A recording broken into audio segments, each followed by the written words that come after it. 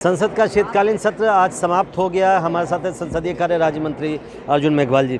Sir, एक दिन पहले समाप्त करना पड़ा, इसकी क्या वजह रही? क्योंकि विपक्ष कह रहा है कि आपने पहले समाप्त कर दिया, उनको बोलने का समय नहीं मिला। नहीं, हमारे पास तो पूरा कामकाज था।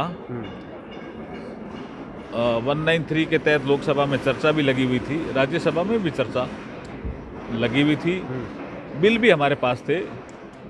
विपक्ष ने एक हठधर्मिता राज्यसभा में अपनाई कि हम जो 12 सांसदों का निलंबन हुआ है उसमें हम माफ़ी भी नहीं मांगेंगे, संसद की परंपरा को, गरिमा को तार तार भी करेंगे और ये निलंबन वापस होने चाहिए। तो अगर वो माफ़ी मांग लेते तो निलंबन तुरंत ही वापस हो जाते। इसका मतलब हठधर्मिता विपक्ष की थी, सरकार की नहीं थी। नंबर 1। नंबर 2, जहाँ लोकसभा में ये कहते हैं कि हमें बोलने नहीं दिया, राहुल गांधी जी बोले हैं, सोनिया गांधी जी बोली है।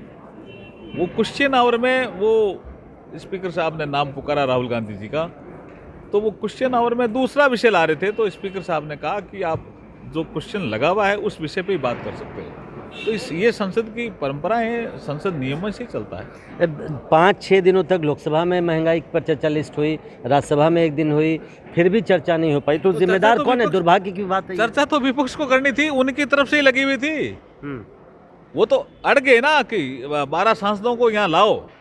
अगर चर्चा तो उन्हीं की लगी हुई थी ना, तो अगर 12 सांसद माफ़ी मांग लेते तो ये मामला कभी का ही हल हो जाता। तो महंगाई पे चर्चा नहीं हो पाई, ये आपको लगता नहीं? महंगाई पे चर्चा वही चाह रहे थे, सरकार ने स्वीकार करी।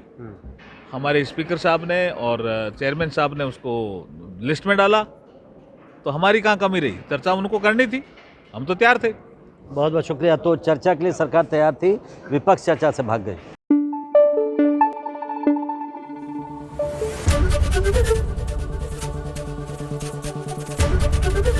एबीपी न्यूज आपको रखे आगे।